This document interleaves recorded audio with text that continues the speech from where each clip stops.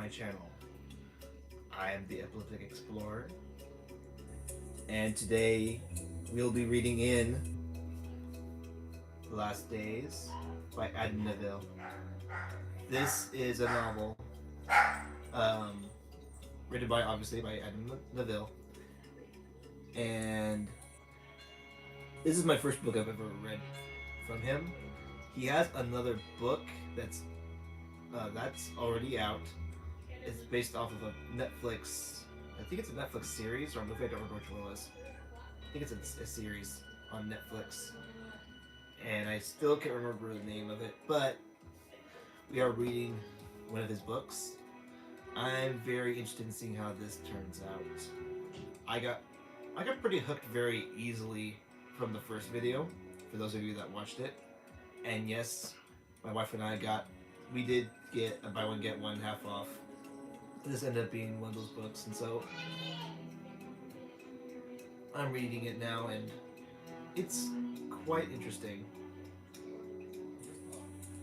I'm not sure if you can hear it in the background, but I have music being played in the background. I'm not sure if you can hear it or if the audio works on this. So if you can't hear the music, I will gladly turn it up for you guys. Sorry for my cough, it's allergy season, and excuse me, the sinuses are going off like crazy. So pardon if I end up coughing in this video. But I do hope you're able to hear the music. If it's too low, this is my first time using music for any of my videos. If it's too low, please let me know. That way I can set it up onto a higher level. Or if it's too high and you can't hear me, go ahead and message me and I will lower it for you guys. I hope you all enjoy this book as we continue reading Last Days.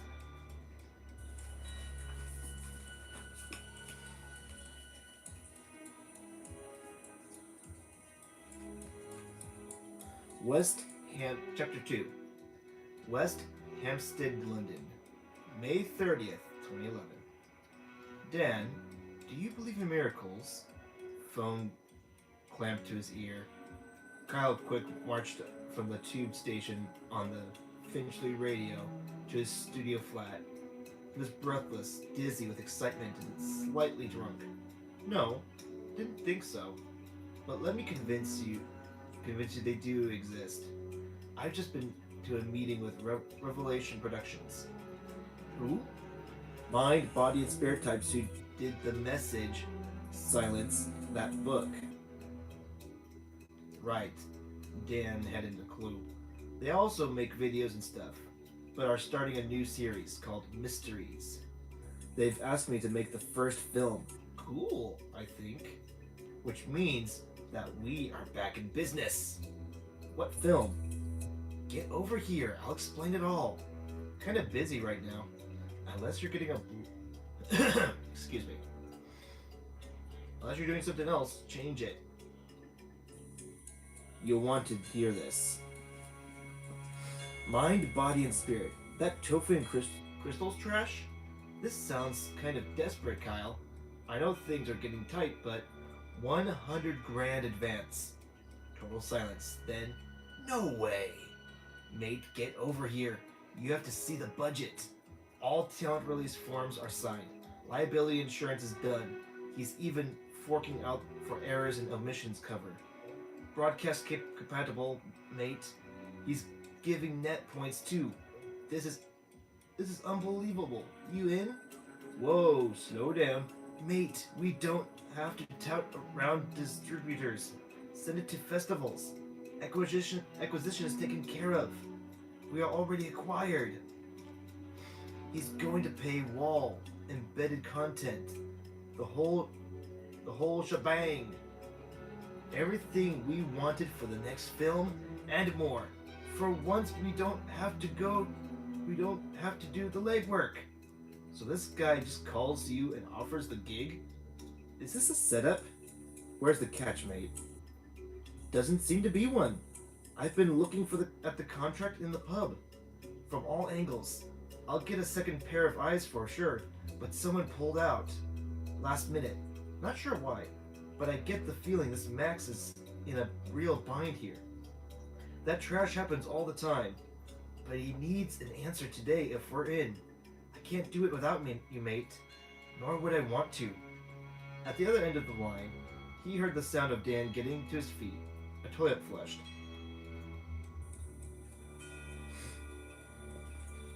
Now finish up and wash your hands. Tell me more. I've gone through the schedule quickly. There's an old mine in Arizona, mate. Arizona. Everything to create anything. Sorry for the commercials. We're gonna make snow glow. That's gonna be the snow on the ground. Arizona. Michaels has let me You turn believe random this trash? items into awesome Another couple of houses in the U.S. Stop One now. in Seattle. Always wanted to go there. Life insurance? Taking the first step is easy. Start your A farm in France. None of them are going to present ball ache. None of them are going to present. Oh, none of us are going to present any headaches. There we go. All daylight shoots, stationary interviews, or long shorts, medium shots or remote. Disused places, no streets, no crowds, undisturbed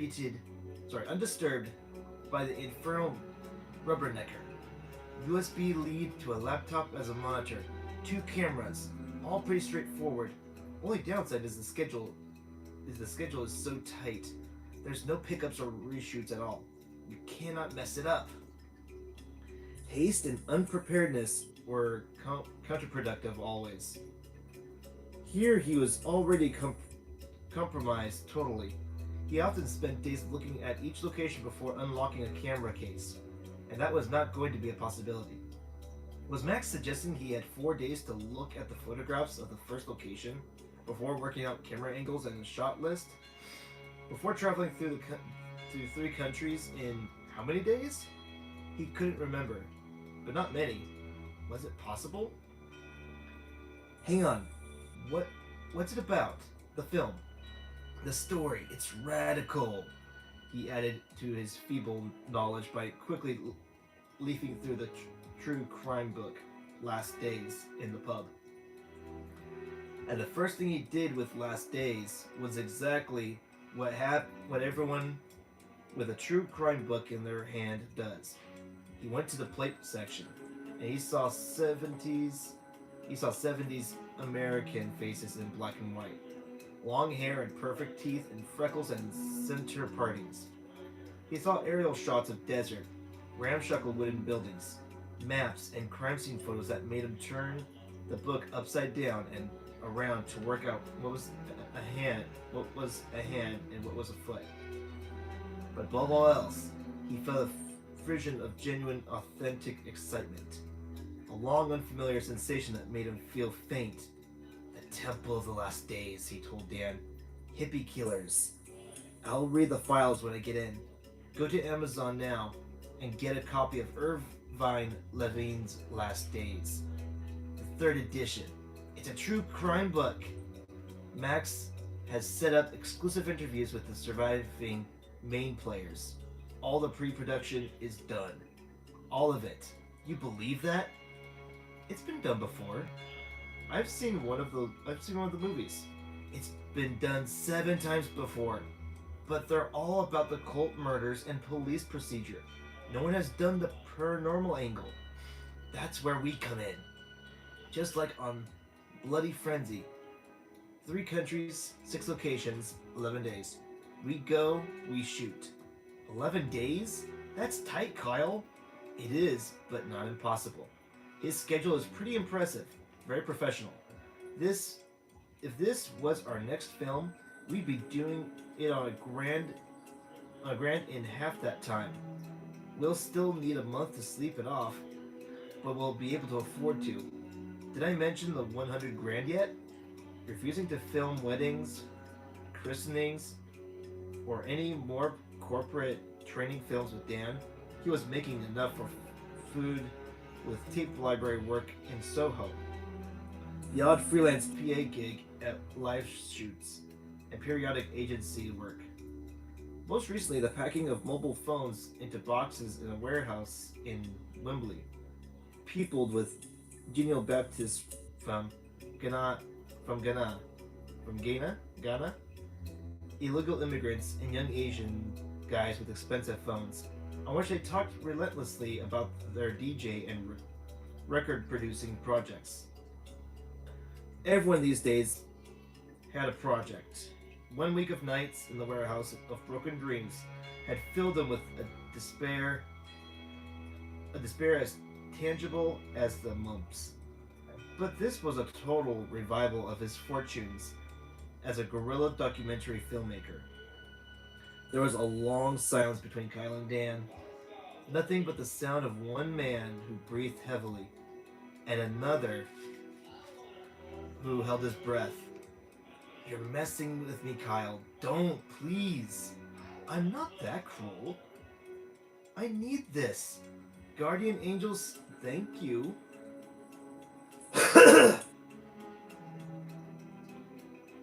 As well as debt from his films, he was 3 months in arrears on rent, and had paid the previous 5 months on a credit card.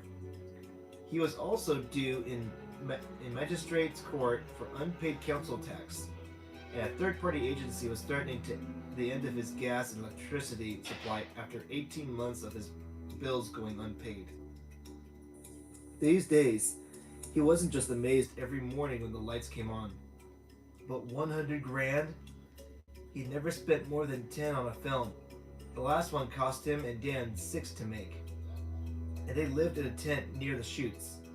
If they were able to make another film together, they'd need to bring it in for under 2 grand. But not now. 100 grand, 100 G's split 3 ways. He'd be even, back in black. Dan was infected too because his voice trembled. Same deal as Coven and Bloody Frenzy on crew? Absolutely. I'm the driver, production manager, PA, director, writer, associate producer, second camera when needed, and catering. Slade is insane. The home and superstore. At home. Shop.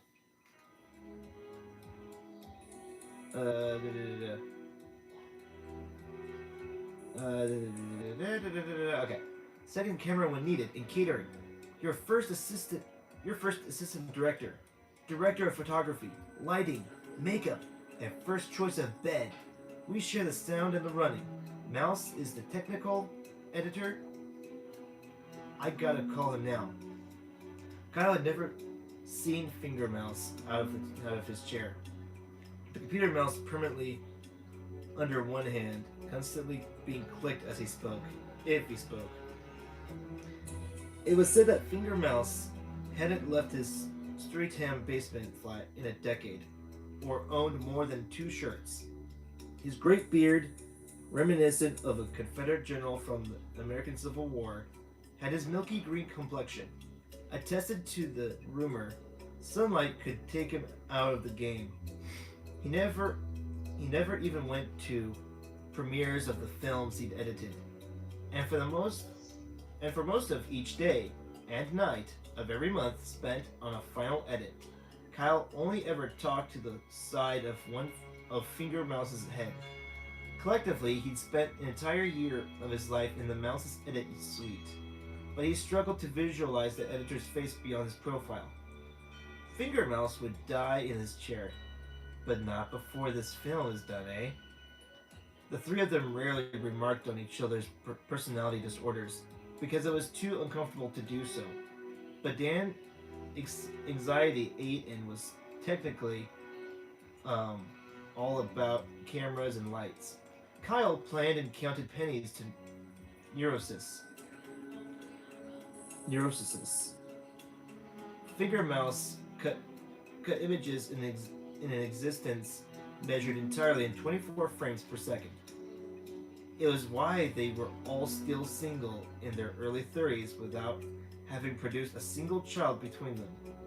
This life, it had weeded them out. Finger Mouse had never been in a relationship. Dan had a had won at a film school, but still refused to talk about it. Kyle had racked up 5, but they had gone down in flames before any of them reached 6 calendar months. Even more debilitating than his romantic shortcomings and debts, the recent probability of not making films anymore had left Kyle's sense of the future unequivocally cold, empty, and terrifying. But that unbreathable space, the antimatter of fidgeting anxiety, vanished the moment Max made the offer. Because without a film on the go, he had nothing. Dan, you in or what? Wait. I'm thinking. How will we shoot? How will we shoot it? A lot of real time here. That's what I was afraid of. We have total creative control though, and you know how I feel about fast cutting.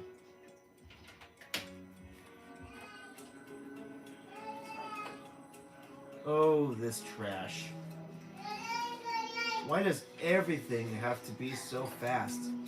Sound bites that you forget in 2 seconds because the scene has already changed 9 times. We can slow things down, get the decent content, not 1 or 2 sentences. It's no action film. We're freed of all that. Like it's our own project that someone else is paying for. We can shoot the interviews from 2 cameras and then cut between 2 viewpoints in the edit. Throw in some reversals and close-ups for finger mouse so he doesn't get bored.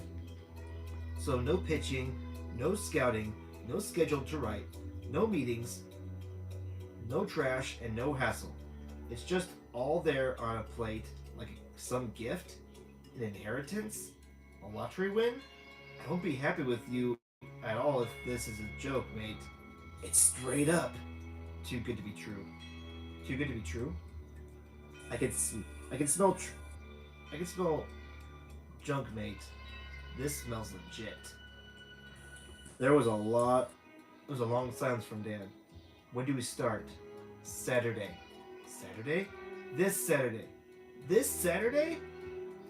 And that's the end of chapter 2. So I'm gonna quickly check this really quick.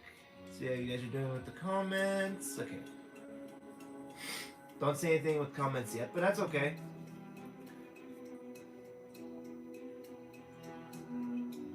How are you all enjoying this book, though?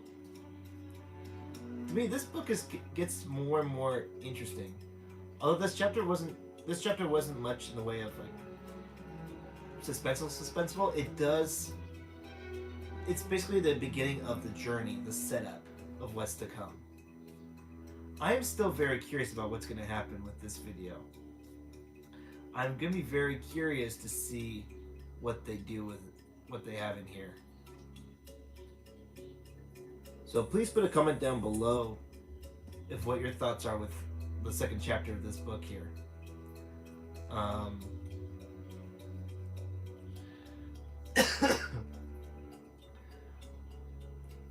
But yeah, if you guys can't hear the music, if it's still too low, please, if you're watching this, go ahead and comment down below if you can't hear it, if you can't hear the music in the background. Again, I'm sorry about the commercials. I don't have free range when it comes to music, at least not yet. But I'm testing something new here. If this works out, it works out. If not so, not so. But more to a Twix. I'm always improving. I'm always trying to find something that will work. I'm trying to see what I can. So yeah, I'm sure I can find something for you guys to replace this here. But yeah, right now I'm just working with what I got right now.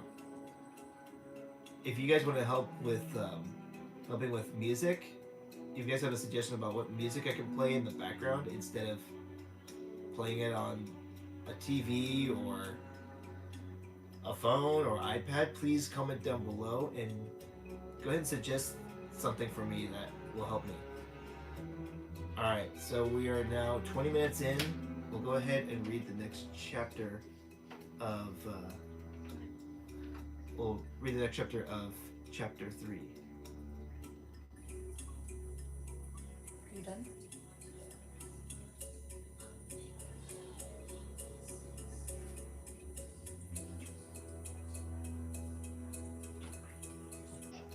Alright. Briefly, 1 second, guys. Enjoy the background music as I get something really quick.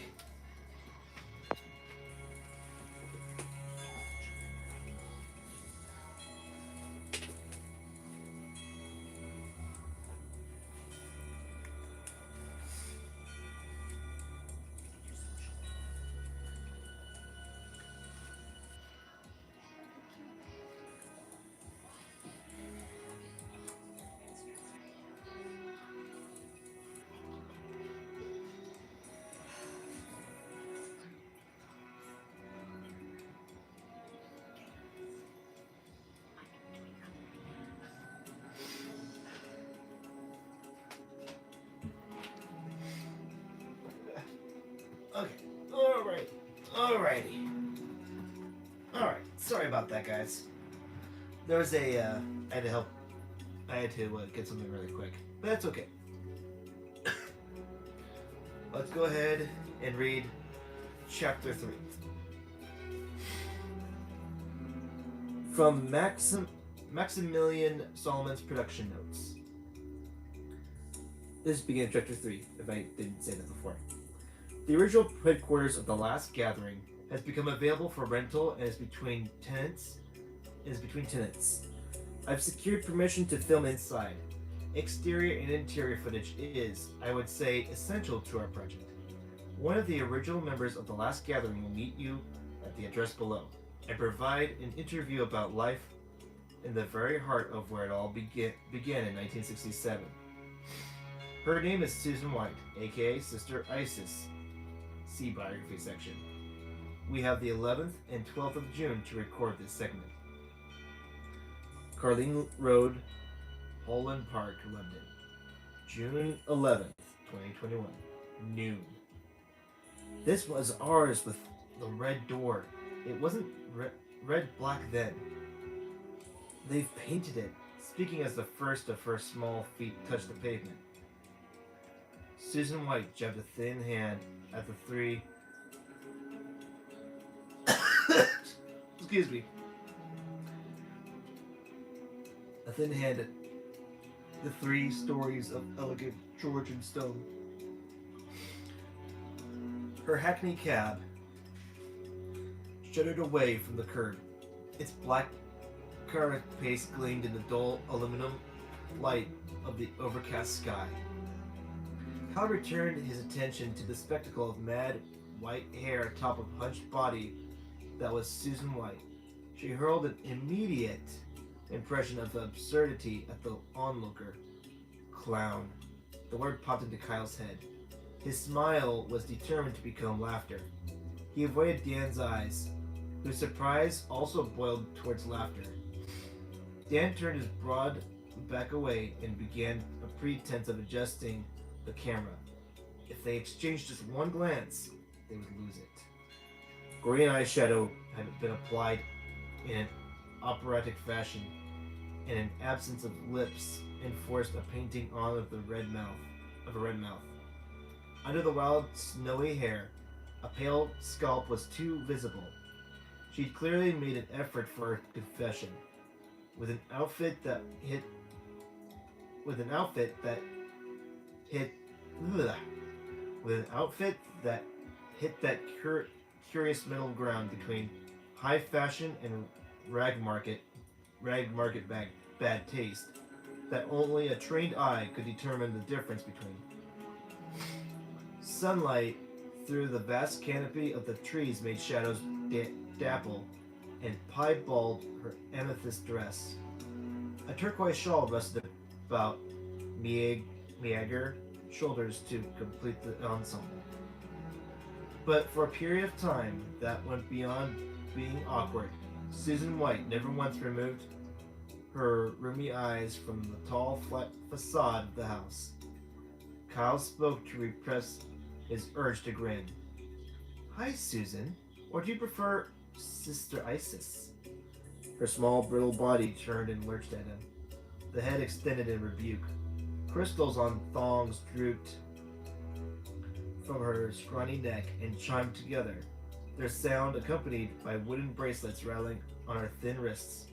Never call me that. Kyle flinched. The elderly woman cast a wary glance back at the house, as if this sufficed to explain her reaction to the name the cult had given her. Not here, please. Not here, please. Susan is fine. Susan it is. Kyle took her cold hand. The skin papering it was transparent. Black veins networked under livid flesh, but the skin was as smooth as lambskin against his fingers. He looked into the intense blue eyes. This is Dan, my partner in crime. He nodded at Dan, who turned towards them at the mention of his name. His face was red and his eyes filled with water from suppressing laughter. Can you feel it? She said, her attention again reclaimed by the house. Here we go. Trying too hard, he hoped. He hoped she wouldn't see his abject disappointment. It was a dull day on a West London street that recognized nothing but its own tranquil elegance in any season. A setting too incongruous for what Susan White already suggested. Her attempt to conjure an atmosphere of lingering presences and special psychic boundaries immediately wearied him. His estimation of Max's ability to find suitable interviews was plummeted. Having a creature like Susan White in the film would undermine any credence of the surviving adept's mystical claims. The very sight of the woman encapsulated all that was ridiculous about the 60s. Kyle nodded at Dan, a cue to switch from the exterior shots they'd been shooting of the street and building to set up for the first close-ups of Sister Isis. Feel what? His question was more abrupt than he'd intended. Silver earrings jingled against her pantomime cheeks when she shook her head. I've not felt that way since 1969. Extraordinary. She closed her eyes and turned her head on an angle,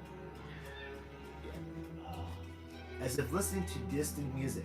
Her face seemed more haggard in the skein of sunlight that found it. If that were possible, the harsh lines scoring her chin deepened as her mouth sagged. This is the first time I've been back. Kyle rolled his eyes. Dan smiled and occupied himself with the light meter close to the house, where Kyle wanted an establishing shot of Susan beside the front door. And you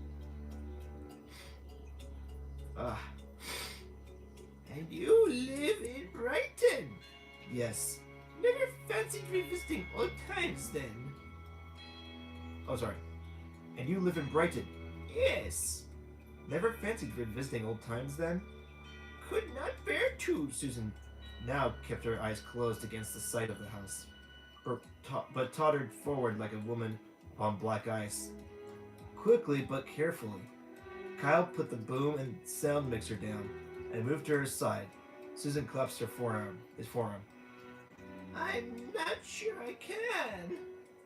Dan peered over to see what Kyle wanted of him, but Kyle didn't know whether it was appropriate to film her discomfort and frailty before a proper introduction, or even a semblance of familiarity had been established. Probably not, though he wanted to. This was good footage. 42 years after the last gathering fled the building and an ex-member was collapsing at the mere sight of the place. The light was fine, but they would need to mic her up and do sound levels quickly if they were to get any of this. After catching Kyle's eye, Dan hurriedly fitted the camera back on the tripod. "I'm sorry," she whispered. The powder on her face looked ready to fall away in flowery platelets. "You want some water?" He looked up at Dan and mouthed, "Hurry." "Please." Susan sat down upon the first of 7 steps that led up to the stone porch.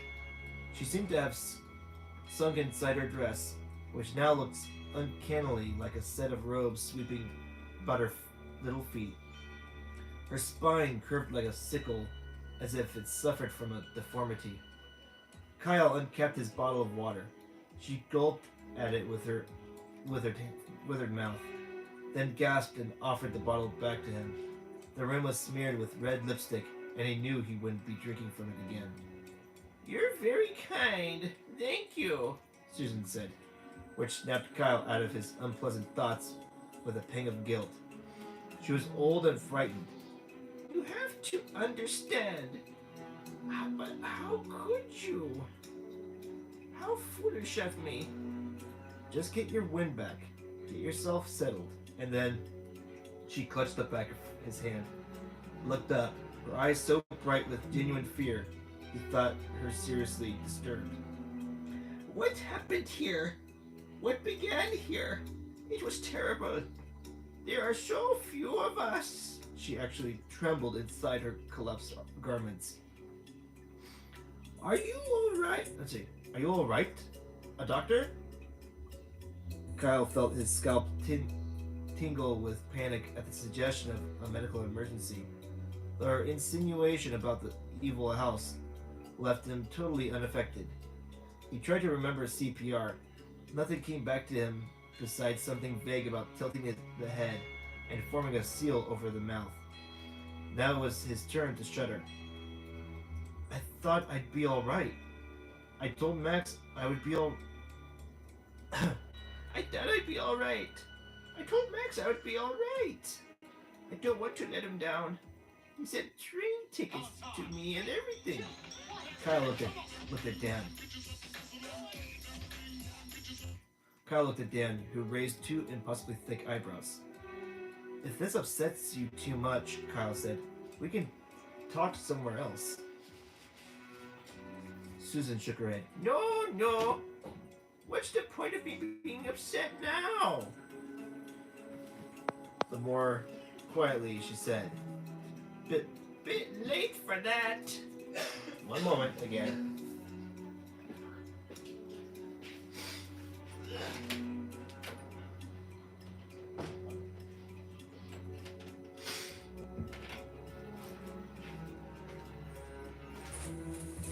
Oh, sorry. I was just checking to see if there was someone outside that needed attention or something. All right. Where was I? Okay. A woman in tight jeans and high heels paused beside Dan. Kyle heard Dan say, "Okay, I think. Just a funny turn." The woman nodded, her smooth face creased by a frown. She carried on, the tips of her heels ringing out in damp air. "Susan," Kyle held her hand. "You okay now?" "I feel foolish," she whispered. "Don't. We're really grateful you made the effort to come up. You sure can do this. You sure you can do this?" She nodded. "People need to know. They need to. Max is right." She screwed her face up and tried to stand. Kyle helped her back to her feet. So much of me, sorry. So much of me is still stuck inside there.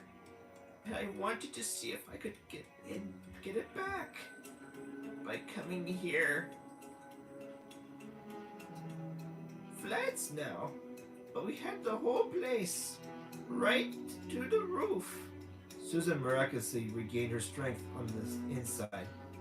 As they did the walkthrough, she flopped about the ground floor rooms like a flightless tropical bird trying to escape its captors. All of the luxury flats the building had been subdivided into were now vacant after a recent renovation. Steely light shone through the large sash windows and warmed the empty spaces. Gilded laminate floors and silvered the bare walls in 3 unfurnished ground floor rooms and the kitchen. A scent of fresh paint lingered about the white walls, the skirting boards, and the wainscoting around the high ceilings. All vast and spotless save for the decorative molds framing the light sockets from which bare bulbs hung on cables. In here, they printed the magazine Gospel. We sold it all over London. In there was the office, where we brought the donations. Every day at 6. Once she burned off the initial excitement, Kyle would need to step in and slow her down. Then partition her narrative between the rooms to vary the footage. Take it room by room as Susan imparted stories about the purpose of each space. He cut her narration with B-roll slides from the London period. They take light readings and line up the sound in each room as they move through the building. Do every segment from 2 cameras. In all of his films edited mentally as they shot.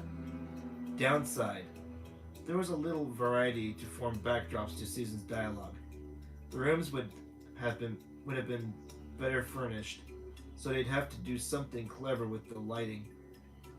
There was a front room with the glamorous street in view, a rear ground floor room overlooking a painfully green garden, a second smaller bedroom, and the sombre stone steps before the front door. 2 higher stories had the same floor plan as the ground level, and there was a basement too, according to Max's notes. The entire second floor had been the penthouse for Sister Catherine, which he'd shoot last.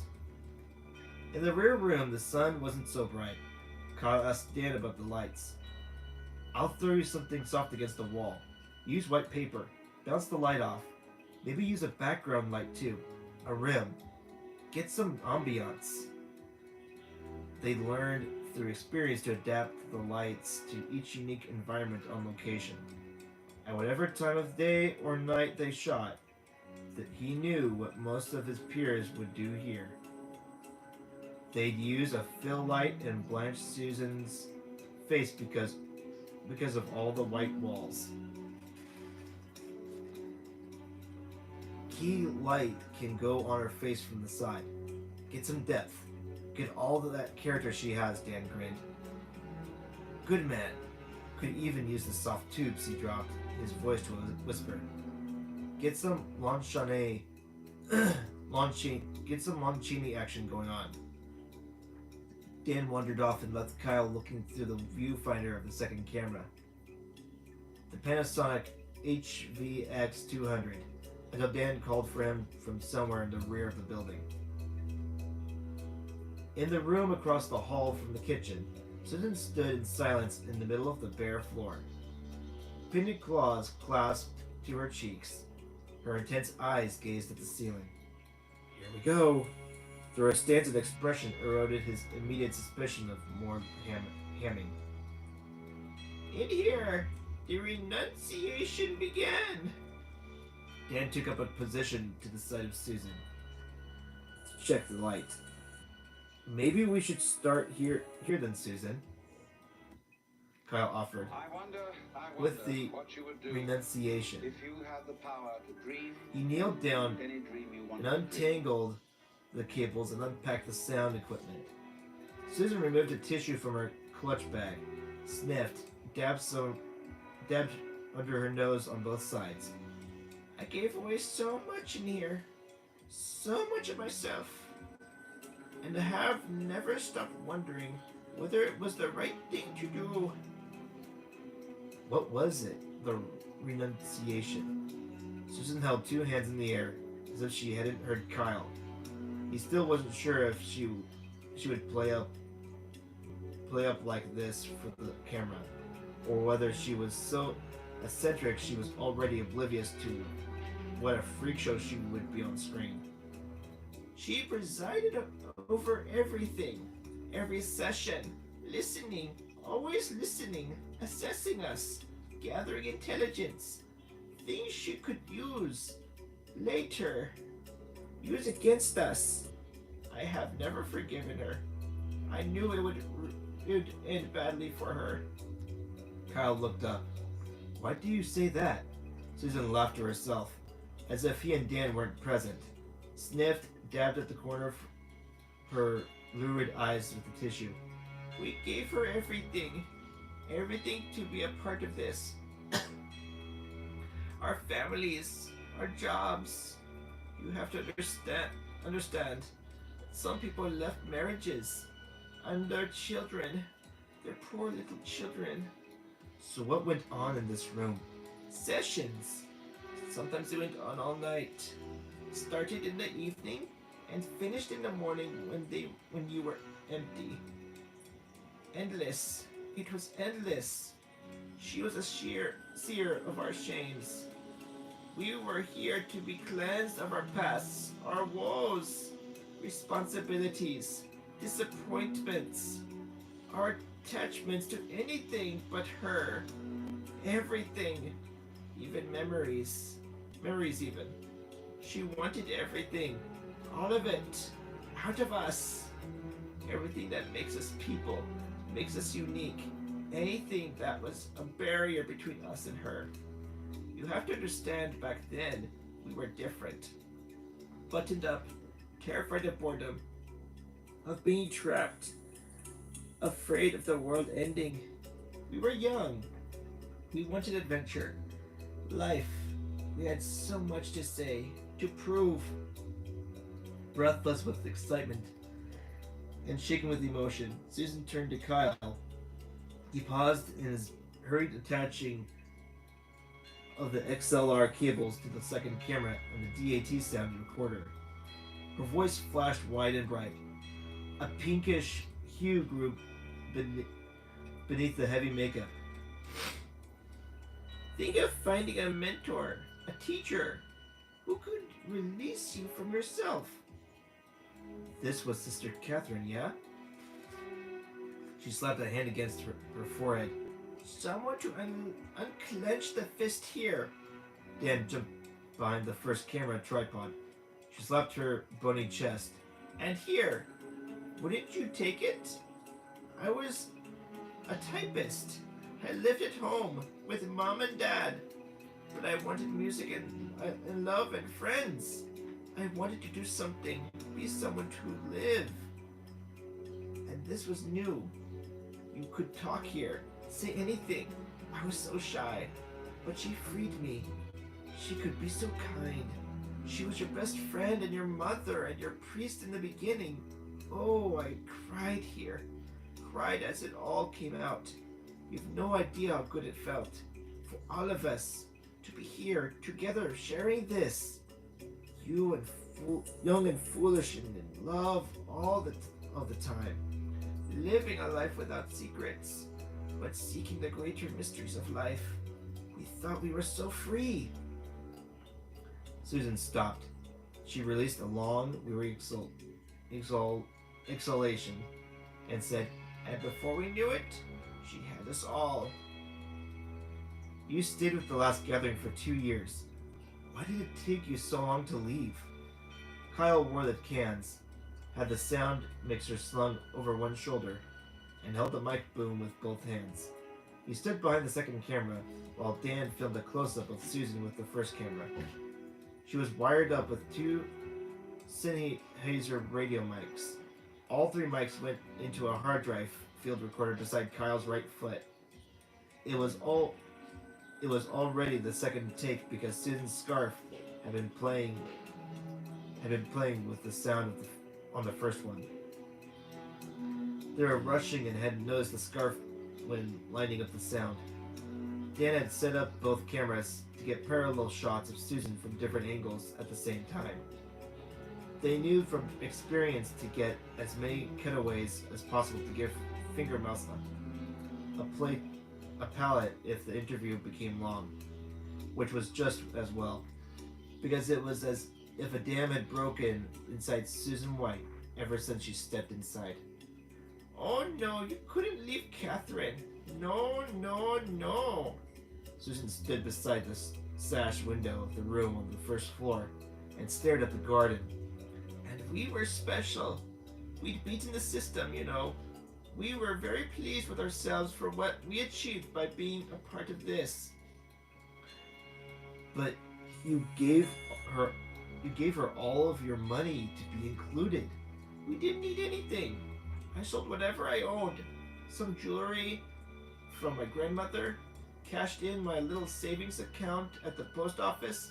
I gave it all to her, to the gathering. The same thing, really. Catherine was the gathering. A few poor girls gave up big inheritances. You know, like Sister Urania and Sister Hannah. Trusts. Surrendering your worldly self was essential for an entrance.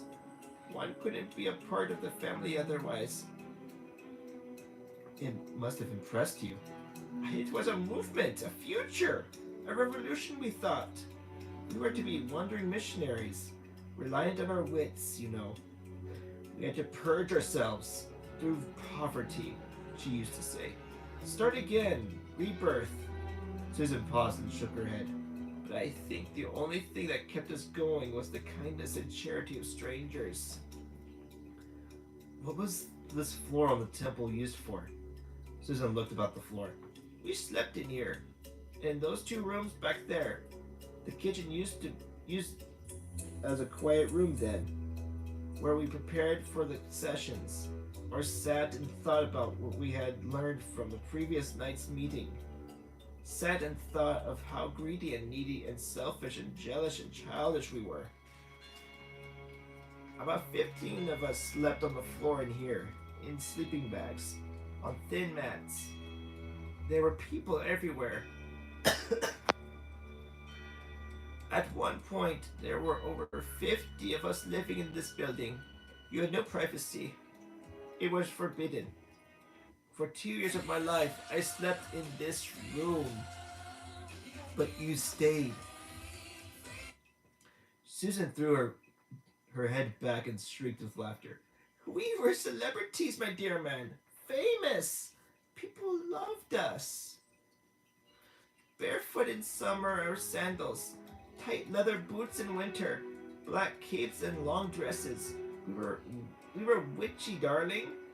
And the guys with their little shaved beards and long hair, their intense eyes, the pentagrams in red silk thread, or the circle of Solomon, the ankh, the Celtic knot embroidered on our uniforms. What we believed in was irrelevant, but we had charisma, darling. We were dangerous, I mean. The stories the press used to write about us. Worshipping the devil, they said. Black masses. Everything. Was it all exaggeration? Ridiculous, every bit of it. We were made celibate as adepts for the entire first year. And later on, only after a promotion, could you go with a guy. But only the ones that she chose for you. Never the ones you wanted. Unless you were a favorite, of course. Susan narrowed her eyes and gave the camera a knowing look that Kyle picked up on the laptop they were using as a monitor.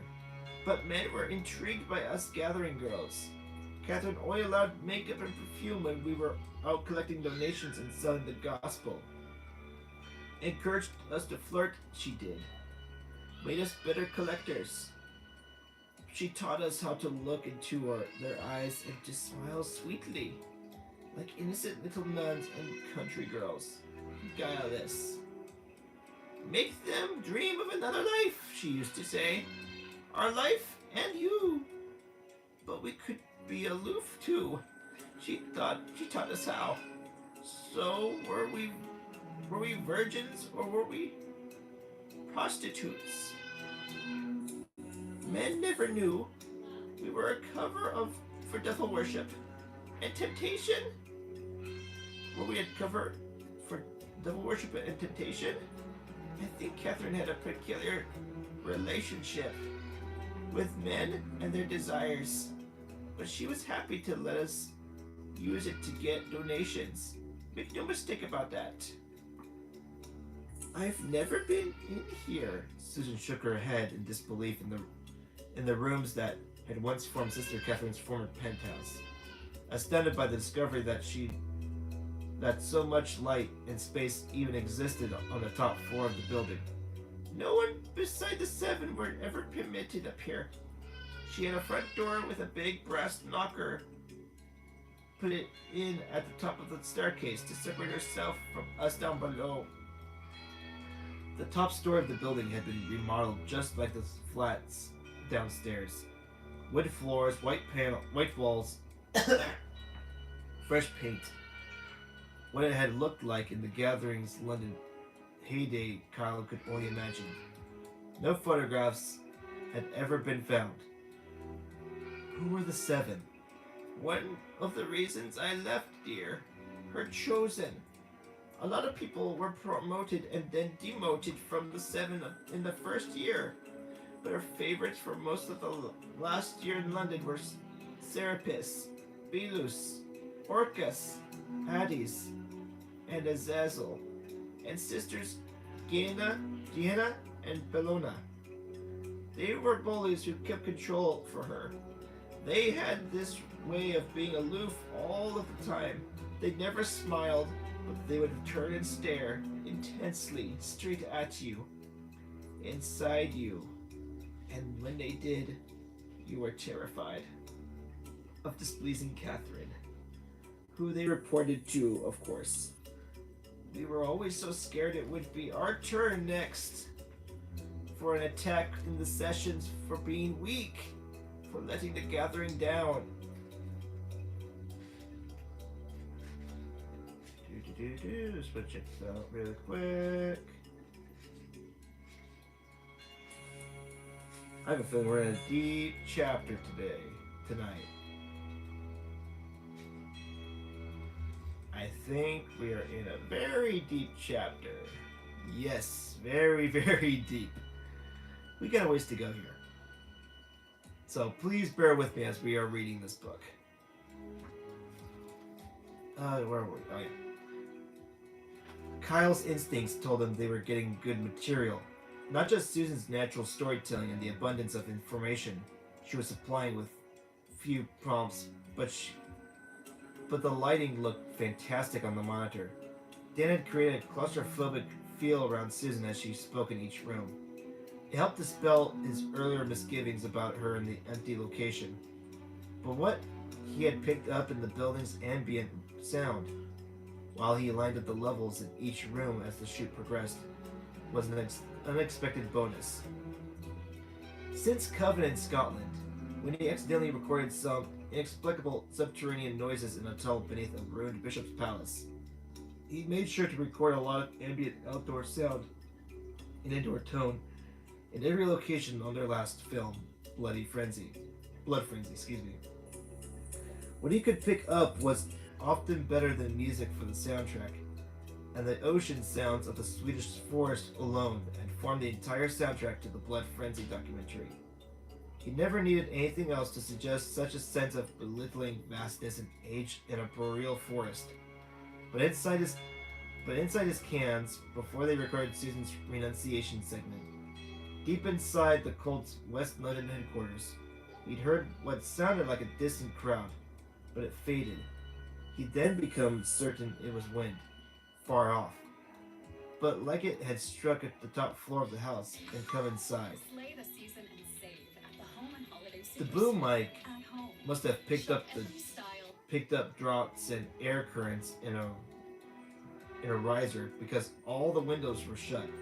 They checked to reduce traffic noise, but the house had supplied its own naturally eerie sound effect, and one they'd be hard-pressed to find in a sound library. Susan, can you tell us about Catherine's changing role? Susan was nervous again, or anxious after her disclosure about the seven. or by the very fact that she was actually inside the penthouse. Susan? Oh, sorry, Susan? Susan? She looked up. He repeated the question. Yes. Yes, Catherine. In the second year, she rarely led a session. She withdrew up here. Susan peered about the walls, as uncomfortable as a kitten beneath a shadow. That would have been in 1969. We saw less and less of her from the Christmas of the previous year. After April of 1969, I never saw her again. She completely withdrew? Totally. She stayed up here. When we were out during the day, she tutored the 7. They ran the sessions through the night in her absence. So while you slept 30 to a room, she had this entire floor to herself? Susan rolled her eyes. And her dogs. Her beloved Vargs, who ate like kings. That's when it became known as the penthouse by some of us who were fed up. She'd taken to wearing a purple gown, too. Imperial purple with an ermine collar.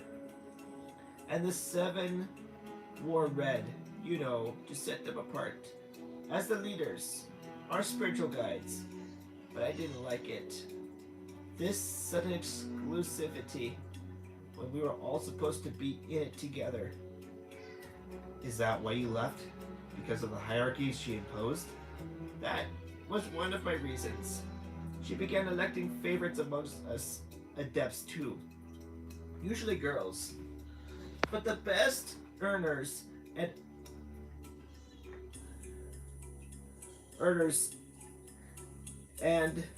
kissers.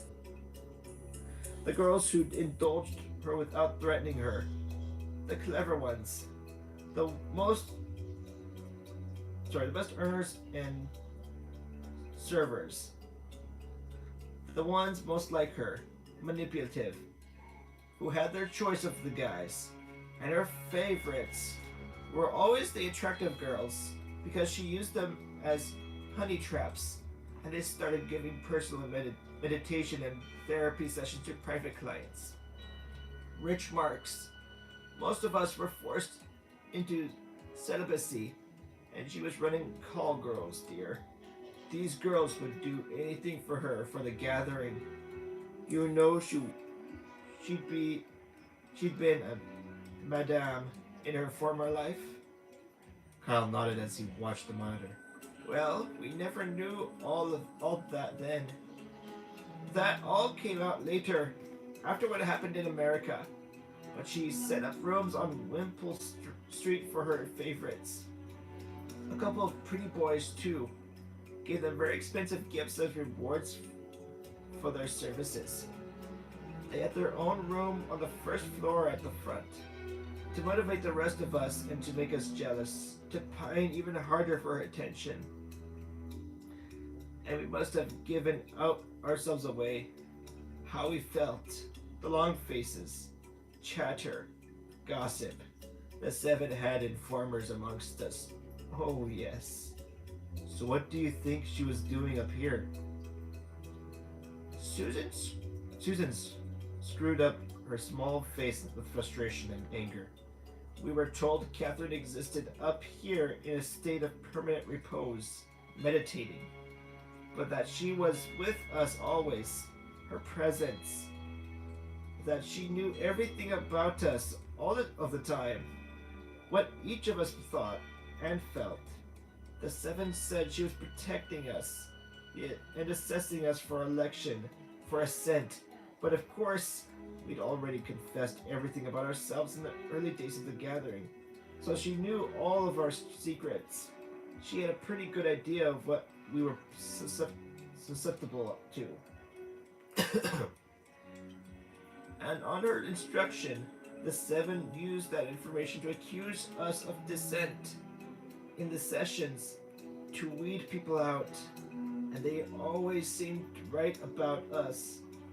We couldn't deny what we were accused of, so we just confessed to more and more.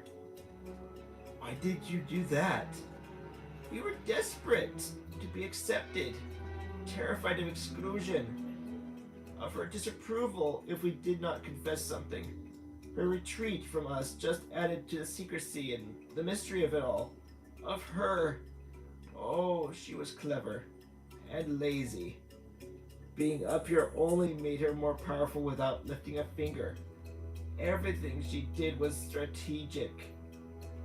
What did she do, Susan, to people who fell out of favor with her? There were terrible penalties for disobedience in my second year. Terrible. Can you tell us? Was this physical punishment? In a way.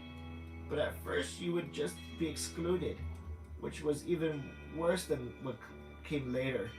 You were mocked by the others in the gathering. You were told to say the most awful things about you in the sessions. In that room, where we renounced everything, in that place of openness and nurturing and togetherness, it was like a sacrilege.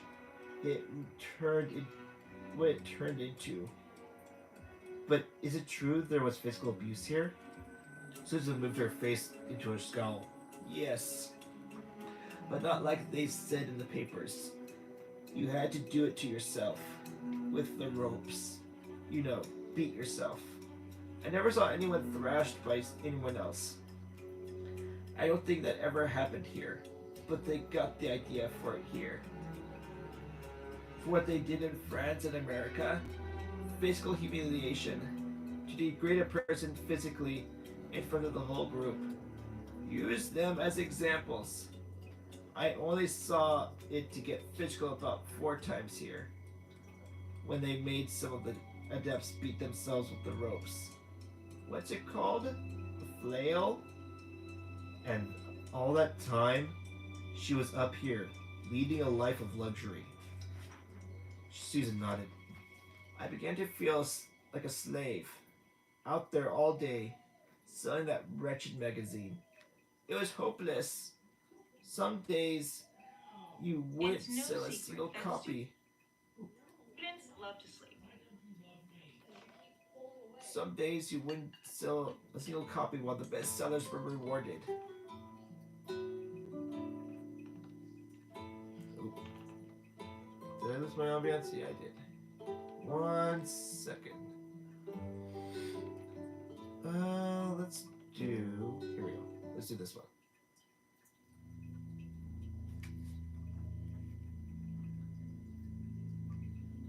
Where was I? Oh yeah.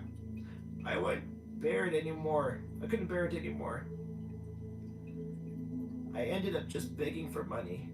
I hated coming back here because they would punish me and the others fell below their targets by making us stay out all night until we reached the donations set each morning. Is that what we had become? Penniless slaves? Some girls even, you know, exchanged favors for money. On the street. Was this the catalyst for you? The final straw? Working so hard for no reward while she enriched herself? I need to sit down. Do you have any more water? Kyle walked into shot and helped Susan to the floor, where she sat crumpled into herself. Outside, the sun had lowered, the sky filled with orange and pink clouds. The sky in between. Rats. One moment, please. Enjoy this music.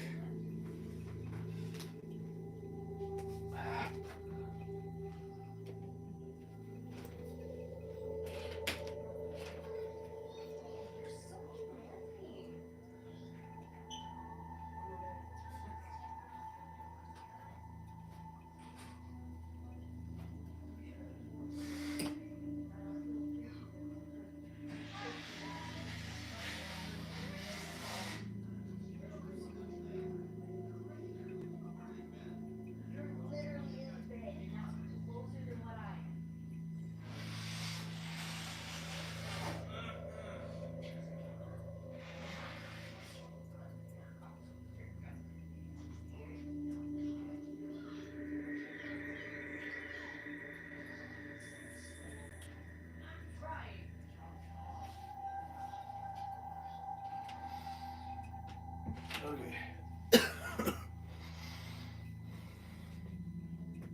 Okay. Sorry about that. My nose was acting up. Where was I? Oh yeah. Um.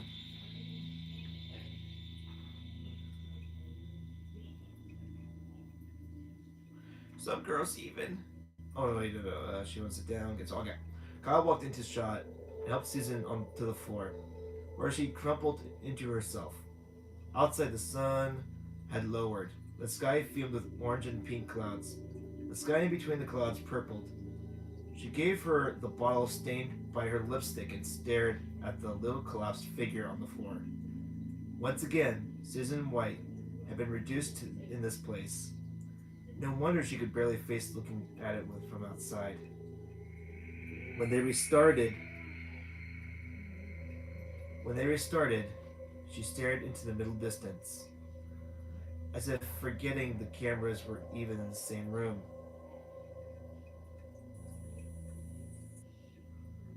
It was no longer clear who she spoke to. 3 times, Dan asked her to look into the camera. I suppose I made the decision to leave when I was out selling the gospel in the 2nd year.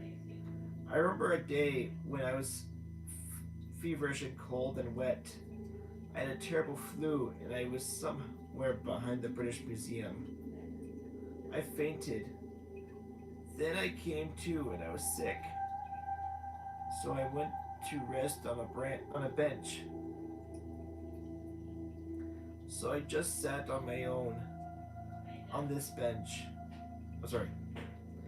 That day I was with Sister Hera, but I couldn't find her, so I just sat on my own on this bench, soaked to the skin, without a shred of dignity or self-respect left.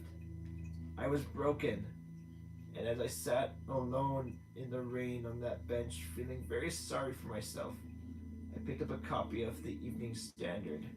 Someone had left it on the bench, and I went to raise it and keep my head out of the wet, and I saw a headline. You know, like it was a sign. Everything was a sign back then.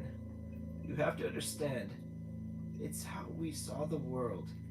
And the headline said something like, London's top spiritualist revealed. And I turned the pages, and I looked at this article, and there she was, Catherine, in the society pages, dressed like a film star at some party, with jewelry and beautiful hair, surrounded by glamorous people. And there I was, dying in the rain. Well, I went straight to the cellar, and I bought 20 copies. Spent all of the money I earned that day. And I brought those papers back here. And I gave them out to show people who it was we were working with. What we were working for out there in the rain and the cold. Day in, day out. I asked them, is this what we have given up for? Everything for? Did it begin to revolt here? Susan shook her tired head. No, not really. It just confirmed what those of us who were fed up believed about Catherine.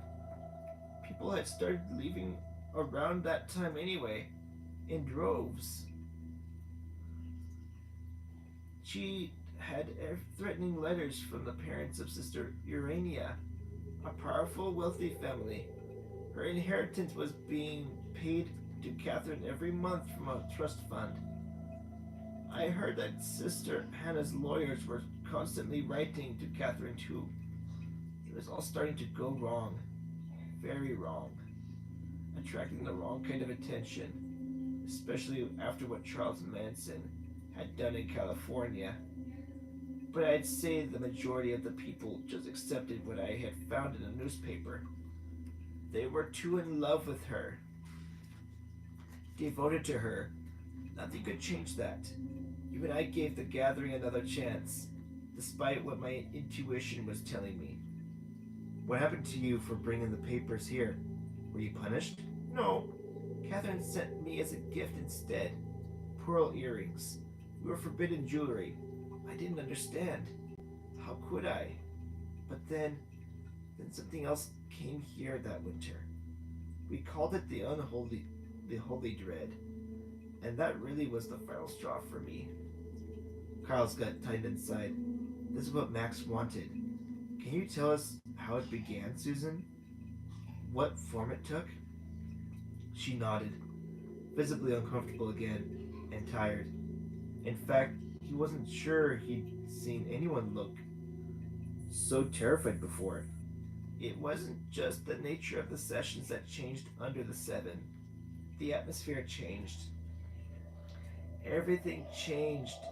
The ideals of our group changed. Significantly. That's what brought it about. How so? It wasn't about self-discovery anymore, like in the days of the renunciation. We weren't exploring ourselves in the same way. It was no longer about equality in the group or honesty with yourself. Instead, the emphasis was on being chosen. We'd always thought ourselves special, different, but now we were taught to feel superior to anyone not a part of our gathering. We were encouraged to feel contempt. It was a contempt that was being cultivated for the world outside of our walls. And for the first time, people started using the name Crude to describe anyone who wasn't a part of our little family here. I remembered being told that taking anything to support the gathering was now justified. In the service of Sister Catherine, we could be free of guilt. We were to be free of conscience and compassion. It was all about self-belief now. Our will was to be focused on the interests of the gathering. Empowerment through richness was one of our new mottos. We were taught to use people and encouraged to practice on each other. And we attract and we used our beauty to control the men more and more. You would have to sleep with any man if the Seven ordered it. I can't remember there being any favorable matches, but that wasn't the point. We were paired off with people who we weren't attracted to. If two people fell in love naturally and people were falling in love all the time, the Seven would break the couple apart by making the woman go with another guy. Our only attachment could be to Catherine, and Catherine alone.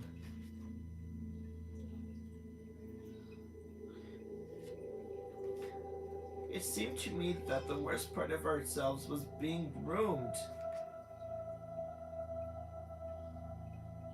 The worst part of ourselves was being groomed. And that the most cunning among us were better off in the new regime. Susan stopped speaking and looked at the floor. If he weren't mistaken in shame. Kyle exchanged glances with Dan, who raised his eyebrows questioningly. Kyle shook his head, mouthed, keep rolling. You never saw her once. You never heard her speak at all in the last year. But it seems the more removed she was from you, the worse her behavior became. Oh, sorry. You never saw her once. You never heard her speak at all in the last year. But it seems the more removed she was from you, the worse her behavior became. Susan raised her weary face. Yes, through the Seven, she was becoming more and more despotic. We were all given lockets filled with manna, locks of her hair. We had to carry them around our necks like talismans. We were told they had power, and gifts from her were called holy relics. They were always expensive and seemed unworldly to us, because we had nothing. just our uniforms.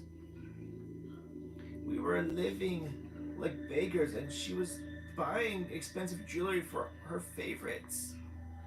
I don't think anyone wanted to admit we had all been taken in, but we'd been fooled by some streetwise madam who'd learned Scientology techniques for mind control in a woman's prison, who had been sent there for running a brothel. Susan closed her eyes and let out another long sigh of frustration and fatigue. Kyle let her sit like that in silence for a minute. She was the real deal. Authentic. Susan closed her eye. Oh, sorry. Susan, it's been claimed she thought she was a saint. Did any of you really think she was actually holy? Susan. Oh, sorry. I never. It was another reason I left. I don't know where it started exactly, but people began to say all kinds of things about her. I remember Brother Ethan calling her a living saint, and a terrible argument broke out because I laughed. You see, the gathering was never about God in that way. The whole point was not to be like an organized religion, and here we were with high priests and a living saint controlling us. It was so disappointing for a lot of us. But I had given so much to the gathering. Part of me just kept refusing to give up on it all. A lot of us felt the same way. But in the sessions, we were being told by the Seven that Catherine was so advanced in her rebirth that she was transforming back to the original Holy Spirit.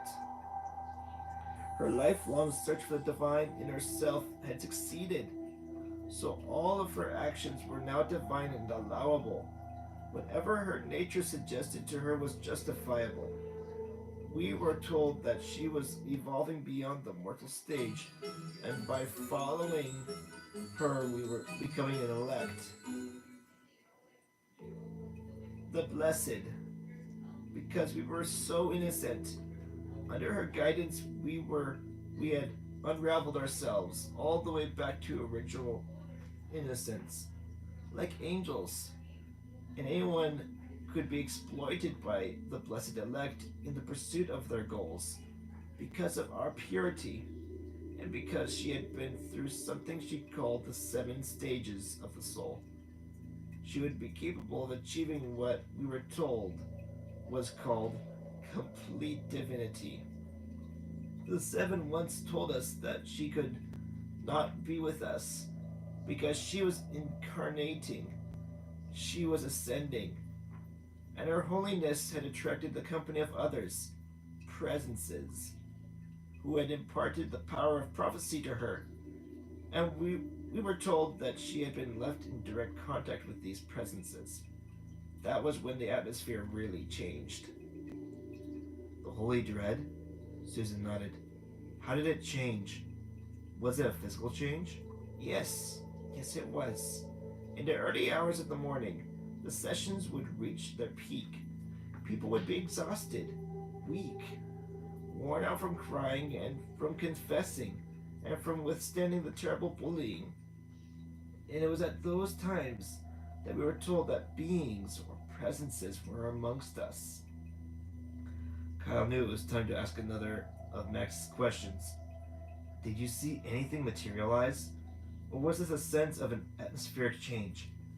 I think the air was different. Maybe colder, fuller, like people had entered the room and added themselves to it, but behind us.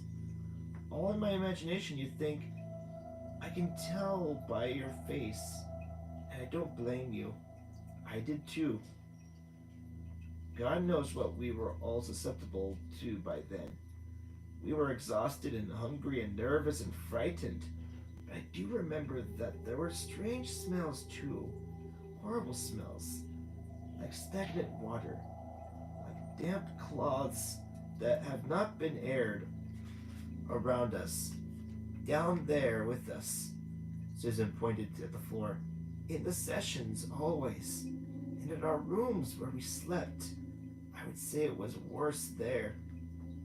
We were told the presences were here to communicate their wishes to the chosen amongst us, and that we were to analyze the dreams and the visions and to recount them in the sessions.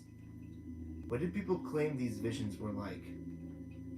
Some people said they had sudden insights into each other, could suddenly see themselves through the eyes of another person, or to find themselves in another room.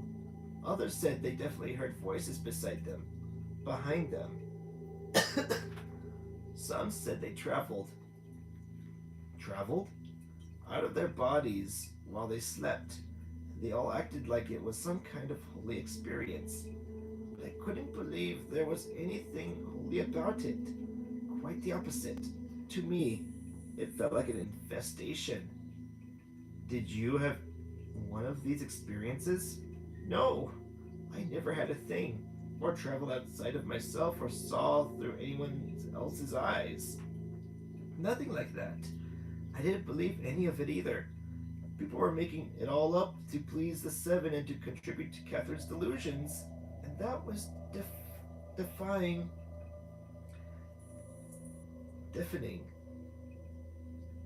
And had these special spirits as companions, as guides.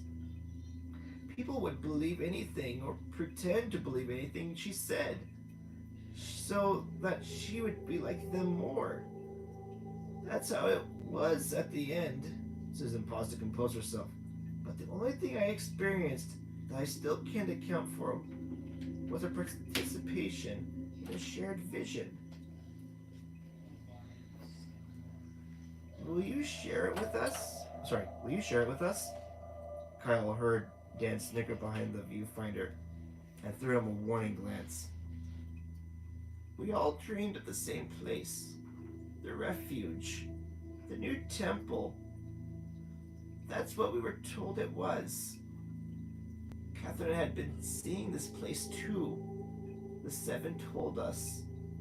What did it look like? Susan closed her eyes. It was dark, but I remember seeing some stone buildings with wooden roofs in the rain, in fields of long grass, and the sky above them was strange. It was wavy, but wavy the wrong way, like heat, but coming downwards, or like the sky wasn't properly formed. But what was extraordinary was that every person in that session saw the same thing. We couldn't have suggested it to each other.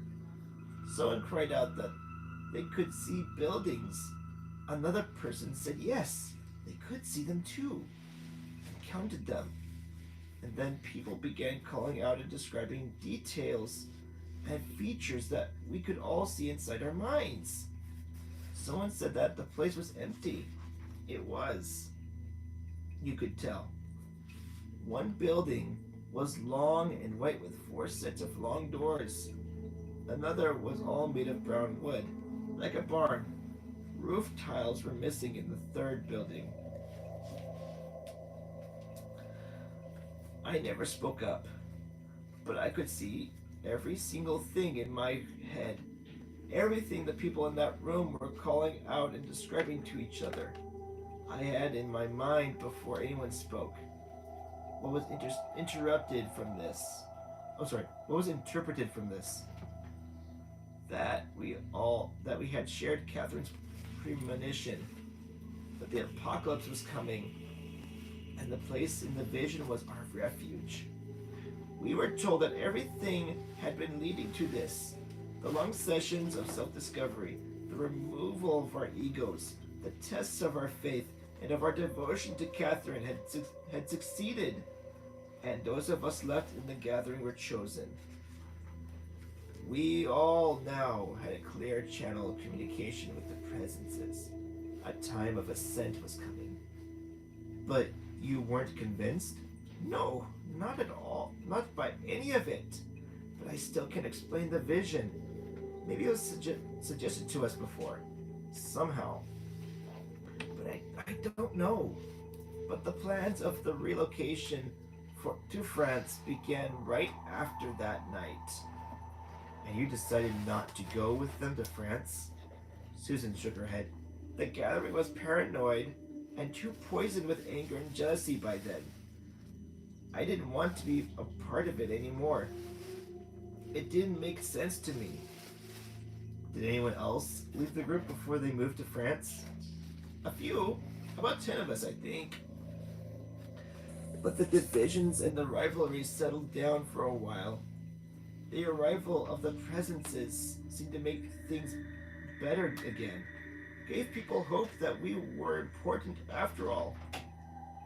That it had all been worthwhile and that the gathering would survive, and we were all shown a photo of the farm that Catherine had bought for us with the gathering's money.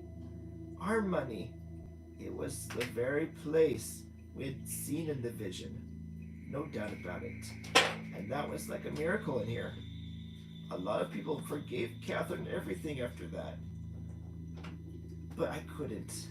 Neither could Max. So we left on the same day. 1 week before the first diaspora. Sorry, did you say Max? Our Max? Maximilian Solomon? Susan looked at Kyle and winced. Please don't tell him I told you, but yes, he was here from the beginning. She was freaky, Dan said. He kneeled before the monitor, where Kyle had left him to show Susan out and hail her a cab.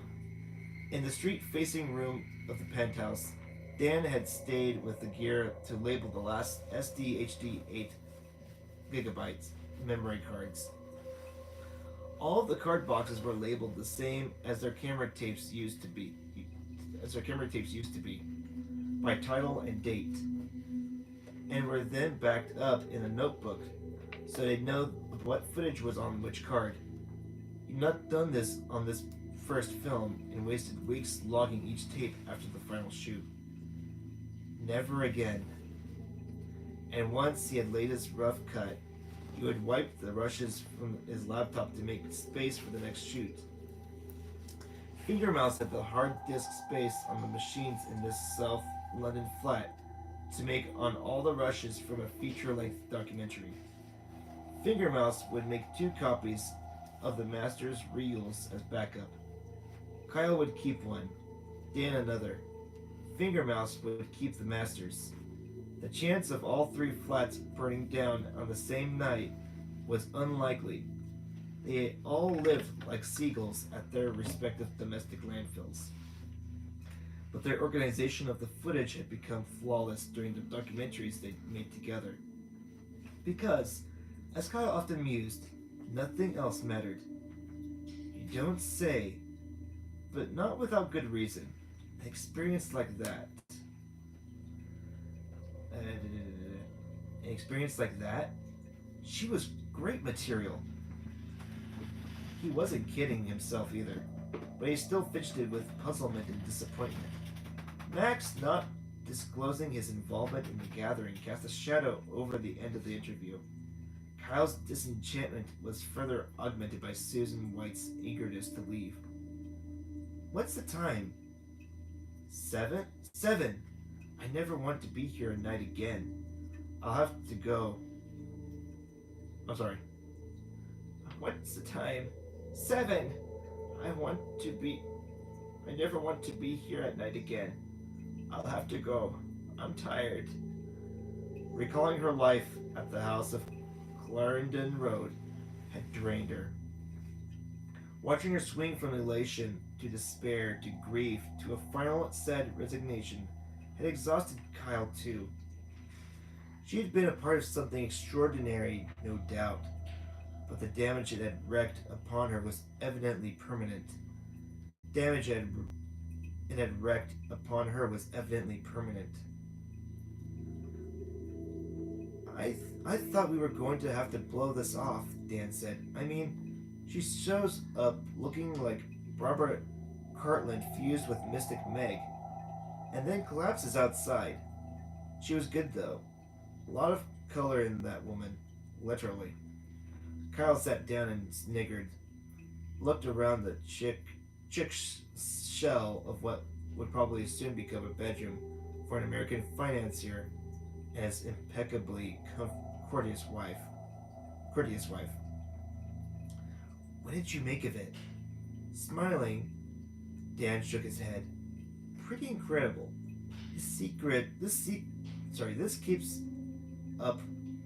This keeps up. We might just get a good film out of it. You believe her? Dan shrugged.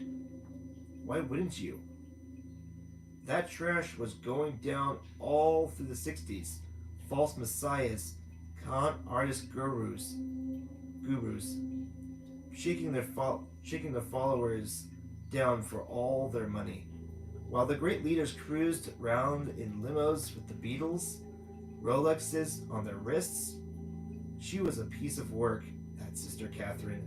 I mean, the adepts were like big issue sellers in Hammer horror robes, and she was stepping out to Annabelle's. Kyle smiled, lay down on the bare floorboards with a sigh and formed a star shape with his limbs to stretch his spine after holding the boom all day.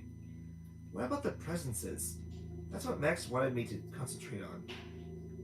That's all trash. Kyle laughed, still steaming. Oh yeah, ripe. I liked it. It was weird. Real weird. Still trash. I bet they were smoking cannons the size of Cuban cigars. Eating quaaludes. No, can't help you. Yeah. Like Smarties back in the day. Man. Not here. That came later. Irvine Levine claimed the cult never discovered drugs until California, after the second diaspora, when they changed their name to the Temple of the Last Days. But Levine had no time in his book for the mystical angle either, the presences. Only the criminal activity interested him, in which Sister Catherine and her devout would come to wallow. Dan shut the monitor off. So what now, Chief?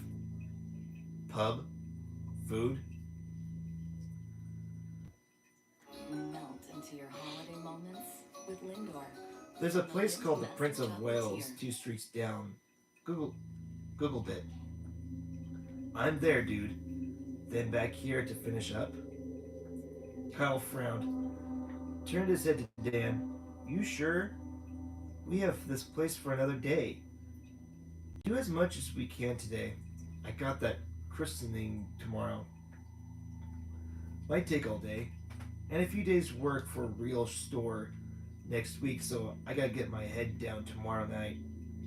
A few other things to catch up on too before we go to France. I got the ferry tickets. Dan nodded. This Brother Gabriel all set? Yep. Doesn't have email or mobile. This is my surprised face. The presences tell him everything he needs to know. But I called his landline and told him we'd pick him up on Thursday. Did you tell him I don't want any presences in the van? Kyle laughed. Forgot to mention it. Walking back to the red house on Clarendon Road, the sun was gone and the city was coming alive with Saturday night excitement. Well-groomed human traffic headed to dinner parties in restaurants in Notting Hill and Holland Park, and transformed the slow gray afternoon into flashes of short skirts, explosions of feminine laughter, the powerful hum of performance cars, and the throaty trundle of hackney cabs. Poshers, Dan said. Ponces, Kyle said. Not much sign of an economic downturn around here. The big society stopped all Shepherd's Bush, mate. Clarendon Road deepened in shadow at the foot of Notting Hill. As they put distance between themselves and the pub, the noise became urban ambient. Far off, sirens, raised voices, an incongruous burst of Bollywood music as the hush and elegance of Clarendon Road's expensive facades and ancient trees deflected the noise elsewhere. Dan burped. How do you How much do you reckon these places go for? Saw saw one listed for 5 million in the estate agents by the tube station. Must have sold a lot of gospels to pay the rent. She thought big. The building was in darkness. Kyle fumbled with the keys. Third pint was a mistake. Dan started to laugh. My footage is going to make you seasick. Giggling, they stumbled into the building, their movements uncoordinated by drink in the absence of light. The lack of curtains allowed some pale street light into the front of the building, but didn't penetrate far. Kyle reached for the reception hall light switch. It clicked. No light. Rats. Kidding me? Kyle shook his head. His feet boomed further down the hall. He tried the lights in one of the front rooms. No light. Fuses for the lights must have gone. How many batteries do you have? 3. It'll be okay if you want to get arty. Be a lot of shadows, or Kyle walked back into the hall where the large silhouette of Dan's body blocked out most of the light that dropped from the window above the front door. Or night shoot. Slow the shutter speed right down, and I can get all Blair Witch on you. Kyle rested against the hall wall, hands on top of the radiator, as if warming himself. Not a bad idea. The stuff with Susan is in daylight, so my lines could go over some darker interiors. I was going to suggest we do some footage at night anyway, because it's all a bit samey. Cool. Where you want to start? Basement. We can use the stuff down there as props. You know, make it look vacant. But full of history. Bit spooky too, with a couple of lamps. Then a bit in night mode. One camera on the tripod. Maybe some steady cam too. You got it. Help me with the gear. They left the ground floor flat and made their way up to the penthouse to collect the gear. As they moved deeper up into the building, the ambient street light lessened until they were forced to feel their way back into the room containing their bags. Dan fitted a new battery in each camera and checked the spotlight on top of the first camera, the light from which Kyle found himself ashamedly grateful for. A small, round moon was thrown forward from above the camera lens, and beyond it, an umbra of thin whitish light formed a wider, fainter circle. As the radiance neared objects, they glinted brass door handles, glossed finished paint on the long wooden door panels. Beyond this light, there was either vagueness to the walls and floor or total darkness. On their way back down the staircase to the ground floor reception, Dan suddenly stopped. Kyle bumped his back, and Dan slipped down 2 steps. Doofus. Why'd you stop? Shush. Shush. Dan turned his head and looked to the bottom of the stairs. You shut the front door when we came back. When we came back in? Yes, locked it. Listen. Dan held up one hand. Kyle strained his ears. The deep spaces of the lightless building hummed quietly. What? He whispered. Thought I heard someone. Downstairs. Kyle grinned. Don't start with that trash. No, seriously, I heard footsteps. Next door? Dan lowered his voice. Maybe. No, you're right. Was just worried about some bum had followed us in. Come on. Back on the ground, Kyle unlocked the basement door. You go first, he said to Dan. Why? Because you have the light on the camera. I don't want to go down these stairs. You're a chicken? As he went down, gingerly behind Dan's bulk, Kyle wished he hadn't drunk so much Scanner Weizenbier. Where?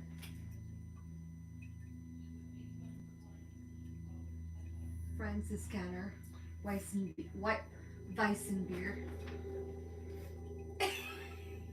Just keep going. Sorry, my wife is helping me out. But then it was his turn to pause on the bottom stair. Dan? What? Kyle raised his face, sniffed at the air. You smelling that? What? Move over. Kyle walked further into the basement.